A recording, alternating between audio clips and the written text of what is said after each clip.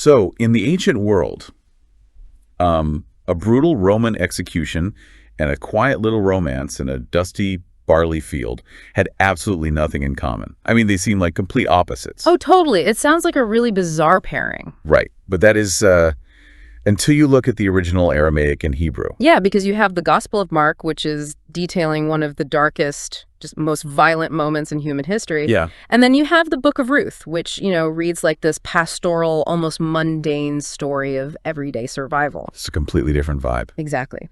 But when you start peeling back the linguistic layers of these ancient texts, you find the exact same theological machinery operating right beneath the surface of both of them. Okay, let's unpack this. Because for you listening today, our mission is to dive into a really comprehensive set of theological study texts put together by the author Frank Leo. Right, and Leo's work here is just fascinating. It really is. So Leo takes these two radically different biblical narratives, Mark 15 and Ruth chapter 2, and he analyzes them side by side.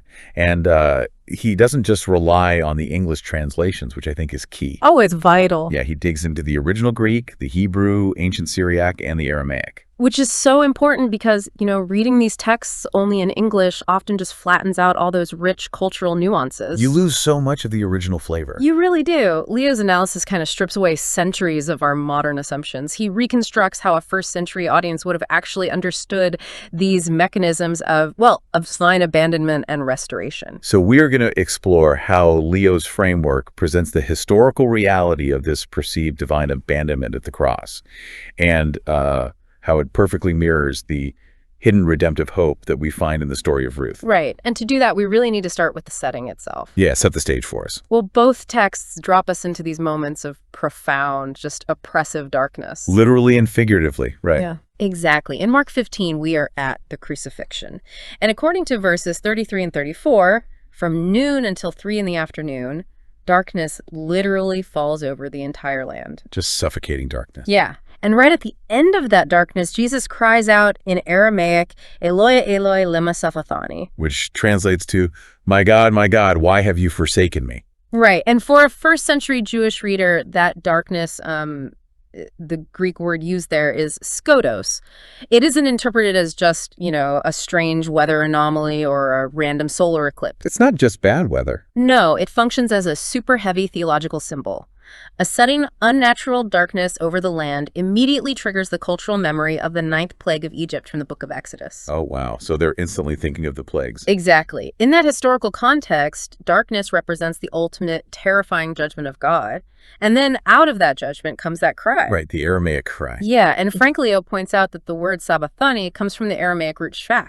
Okay, so which means what exactly in this context? Yeah. Well, it means to completely leave behind, to abandon, or to basically forsake, to the void. To the void. That's intense. It is. Within the theological framework that Mark is building here, this isn't just physical pain. It is the ultimate divine abandonment. Right. I mean, the famous 19th century preacher Charles Spurgeon noted this staggering paradox, describing it as God forsaken by God. Which is just a wild concept to wrap your head around. Right. The narrative essentially presents Christ stepping into a complete spiritual void, fully absorbing the judgment that the skodos, that darkness, represents. Okay, I have to pause here because this is where the theology feels a bit tangled to me. Sure, yeah.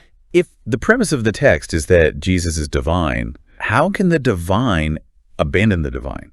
Like, is this just a performance for the crowd? That's a really common question. I mean, we know he is quoting Psalm 22 there. Mm-hmm. Is Jesus quoting that song kind of like someone today quoting, say, the first line of a famous movie, knowing the audience will just mentally fill in the happy ending? What's fascinating here is that your movie, quote, analogy actually mirrors exactly how Jewish rabbinic tradition operated in the first century. Wait, really? Yeah. The scholar Stephen DeYoung points out that in ancient Jewish culture, they didn't have numbered chapters and verses to reference. Oh, true. No chapter 3, verse 16 back then. Right. So quoting the first line of a psalm was basically a rabbinic shorthand.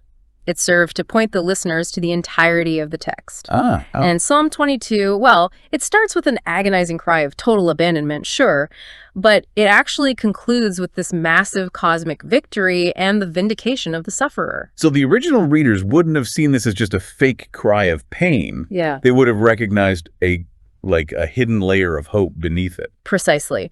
The Eastern Orthodox tradition, you see this in writings by figures like Father Maximus Consus. It explains that within this theological system, Christ isn't despairing. He's acting as a new Adam. In the biblical narrative, the first Adam sinned and subsequently hid from God, which created separation. Right, the whole Garden of Eden situation. Yeah, exactly. But Christ on the cross is depicted as actively walking into the absolute darkest consequence of human failure, total separation from the Father. Oh, I see. He does it so that he can grab hold of humanity from the inside of that darkness and pull them back out. Wow. So Leo's analysis argues this is real, agonizing suffering, but it is driven by this unbreakable undercurrent of purposeful restoration. That's exactly it. Which honestly gives us the perfect bridge to the Book of Ruth. Yes, it really does. Because if we are talking about a historical feeling of total abandonment by God, the setting of Ruth is the poster child for it. Oh, 100%. I mean, the very first line of the book places the story during the time of the Judges. And for anyone unfamiliar with ancient Israelite history, the era of the Judges was basically an absolute dark age. That is brutal. It was a centuries-long period of societal collapse, civil war, complete lawlessness, and just total moral bankruptcy. Basically a post-apocalyptic vibe. Pretty much. The refrain of the Book of Judges is literally, in those days, there was no king in Israel. Everyone did what was right in their own eyes. Right. It was an era where it just felt like God was completely silent. Very silent. Much like that physical darkness of the cross, the people in Ruth's world are operating in this historical and spiritual void. Famine forces Ruth's family to flee to Moab. The men die, and Ruth and her mother-in-law Naomi are just left with absolutely nothing. Yet, Leo's analysis reveals that in the biblical narrative, divine silence is rarely ever divine absence. That's a great distinction. He highlights this brilliant linguistic detail in Ruth chapter 2. So Ruth, who is facing literal starvation, goes out to find food. Yeah. And the English text simply says she happened to land in the field of a wealthy man named Boaz. Right, just a lucky break. But the original Hebrew phrase used there is Vaigir Mikreha. I love this detail.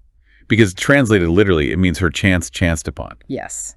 It is a deliberate, almost comically redundant phrasing by the ancient author. It's basically the writer winking at the audience, right? Yeah. Saying, look at this massive, quote-unquote, unbelievable coincidence. Exactly. It implies a hidden providence. It tells the reader that in both of these dark texts, the Roman cross and the dusty barley field, the apparent silence of God is really just the quiet machinery of restoration doing its work entirely behind the scenes. But if that machinery is running in the background, how does it actually change the physical reality for the people trapped in that darkness? Good question. Let's look at Ruth's legal standing in chapter 2, because she is the ultimate outsider. She's a widow, which, you know, in the ancient Near East meant she had zero economic power. Not at all. And worse, she's a Moabite. Yeah, and the Moabite detail cannot be overstated here. The Moabites weren't just foreigners, they were historical enemies of Israel. Right, bad blood there. Deeply bad blood. They were born out of a deeply problematic origin story in Genesis. There was centuries of deep-seated cultural prejudice. So Ruth is doubly disadvantaged. Cripply, maybe. Yeah. The only reason she doesn't starve to death is because she is utilizing the Mosaic law of gleaning. Right. For those of you listening who maybe haven't read ancient agricultural law recently, how did gleaning actually work? So, Levitical law dictated that Israelite landowners were forbidden from harvesting the very edges of their fields. Okay. Furthermore, if the harvesters dropped bundles of grain while working, they were not allowed to go back and pick them up. Oh, interesting. Yeah, those remnants legally belonged to the destitute, the orphans, and the foreigners. It was an ancient social safety net. That's fascinating. But it was also a pretty humiliating, back-breaking way to survive, right? I mean, fighting over literal scraps just to get enough flour for a single day. Extremely backbreaking. And that is exactly what Ruth is doing when she meets Boaz, the owner of the field. And the Hebrew text introduces Boaz with a very specific, loaded phrase, gibber chael. Yes, chael is a very complex Hebrew concept. How so? Well, in different contexts, it translates to wealth, valor, military might, or virtue. But in the theological framework of Ruth, chael isn't just about possessing power or capital. Okay, so what is it about? It is about deploying that power to enact cheesed. Chaste being the Hebrew concept for loyal, covenant-keeping love or mercy. Yes, exactly. And we see Boaz's chail in action immediately. He doesn't just follow the legal minimum of letting Ruth pick up the accidental scraps. He goes beyond the law. Way beyond.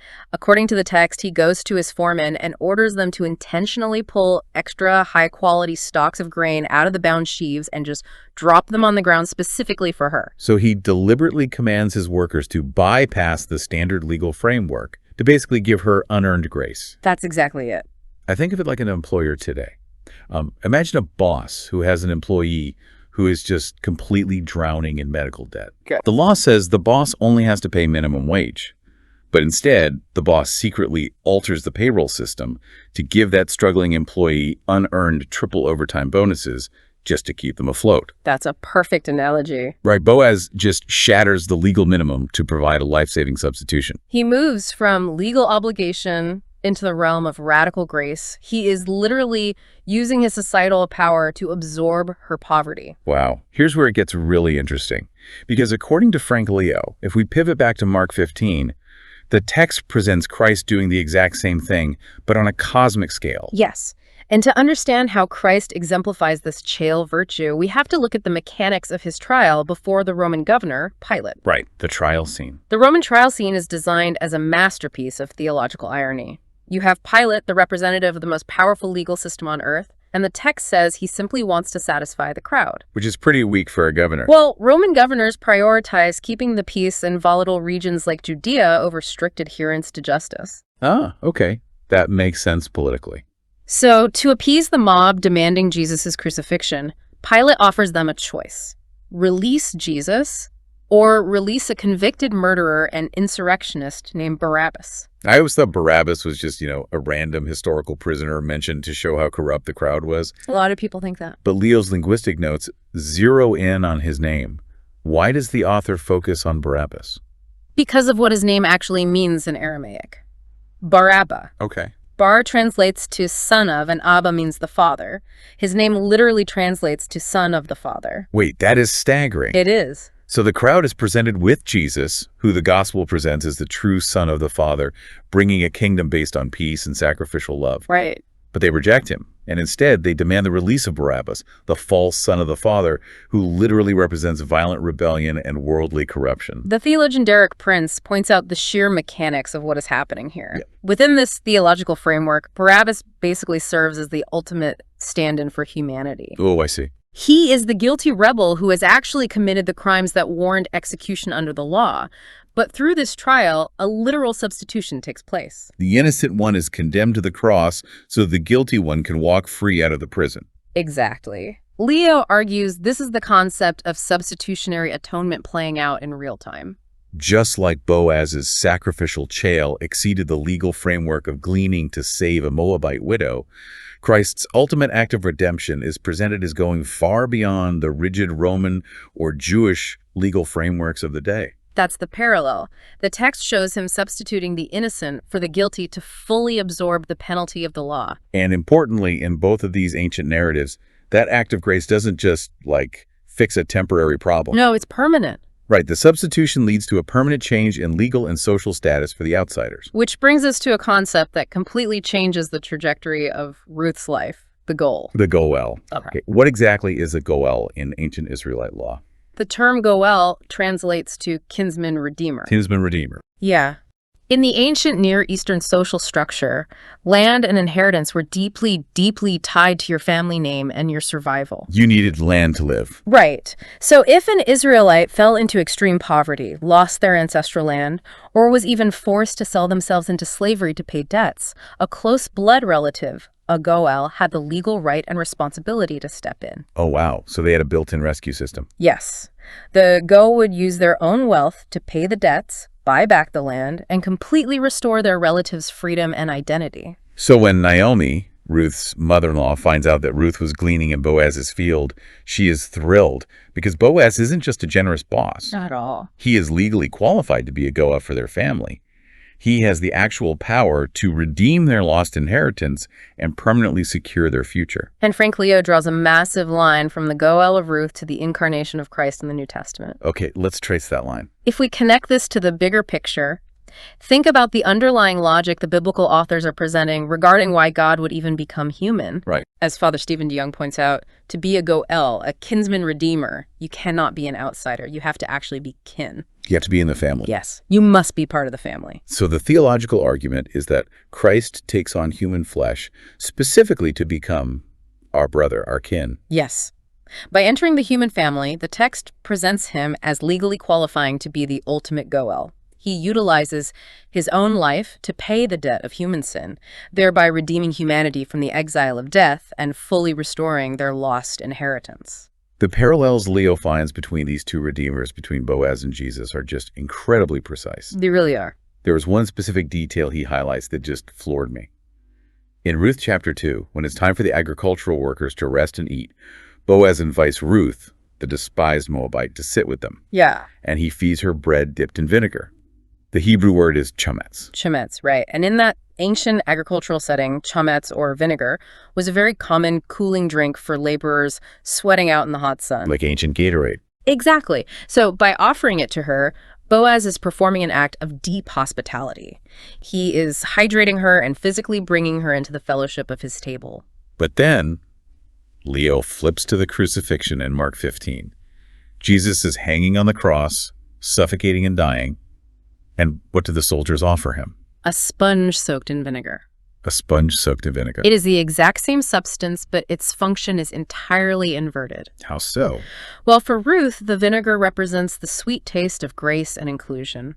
For Christ, the vinegar represents the bitter taste of suffering and taking on the curse of humanity's judgment. Oh. Within this framework, he drinks the bitter vinegar of isolation so that humanity can be invited back to the table of grace. That is just incredible. And there's another striking linguistic connection regarding access to God's presence, too. Oh, yes. Later in the story of Ruth, she approaches Boaz and asks him to cover her with his wings.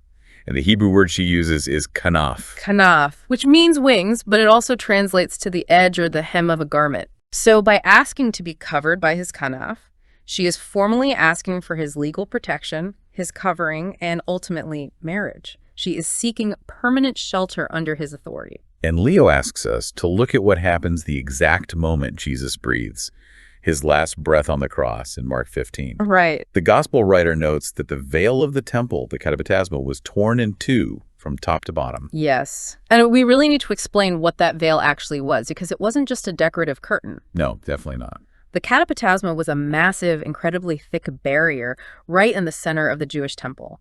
Its sole purpose was to separate the Holy of Holies, which was the place where the direct, unmediated presence of God dwelled from the rest of humanity. So it was a literal barrier. A hard boundary between the divine and the corrupted world. Only the high priest could pass through it, and only once a year. And Mark specifically notes that it tears from top to bottom. He does, and the specific Greek verb Mark uses for the tearing, sisai, is written in the passive voice. Which means what exactly? Theologians referred to this as a divine passive. The text is communicating that this wasn't the result of a local earthquake or, humans pulling it apart. Okay. This was God himself violently ripping open the barrier. So by tearing the veil, the theological argument is that God is effectively throwing open his garment. He is offering ultimate, unrestricted access to his kanaf, his wings, for everyone. Yes. The protection and redemption that Ruth found under the hem of Boaz's garment is presented in the gospel as being made available to the entire world, because that barrier separating humanity from God's presence has finally been destroyed. And you see the immediate practical result of that open access right at the end of both of these narratives. Because who was the first person to actually benefit? The outsiders. Always the outsiders. Throughout the entire book of Ruth, she is repeatedly labeled with the Hebrew word nakriya, which means an alien, a foreign Moabite. But by the end of the book, because of Boaz's redeeming love, her status completely changes. She is fully brought into the Israelite family. In fact, the final genealogy shows she becomes the great-grandmother of King David. Which ultimately makes her part of the direct lineage of Jesus the Messiah. Exactly. And if you look at the end of Mark 15, the moment that temple veil tears, the very first person to look at the crucified Jesus and correctly identify who he isn't a Jewish high priest. No, it's not. It isn't even one of Jesus' own disciples. Nope.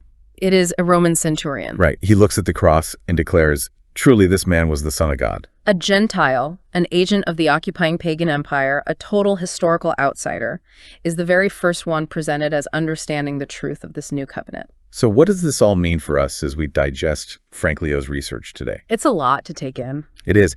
But when you put Mark 15 and Ruth 2 side by side, you see a singular narrative force being communicated by these ancient authors. You really do. Whether it is demonstrated through the quiet, seemingly coincidental providence of a wealthy landowner dropping extra barley in a dusty field. Right. Or through the cosmic, terrifying, perceived abandonment of a rabbi on a Roman cross, the text argues that God's redemptive plan, his cheese, is constantly at work. Constantly. And the ultimate goal of that machinery is always to take the outsider, the marginalized, the guilty, and the broken, and just bring them all the way inside. It completely forces you to reconsider how you view historical narratives. According to Leo's framework, God is presented as being intimately present in both the mundane struggles of poverty and the darkest moments of profound suffering. Just quietly working out the machinery of redemption. Exactly. Well, before we wrap up this deep dive, there is one final historical detail from Mark 15 that we just have to examine, and it centers on how people actually respond to witnessing that kind of sacrificial love. This is one of my favorite details. After Jesus dies, a man named Joseph of Arimathea steps into the narrative. Right.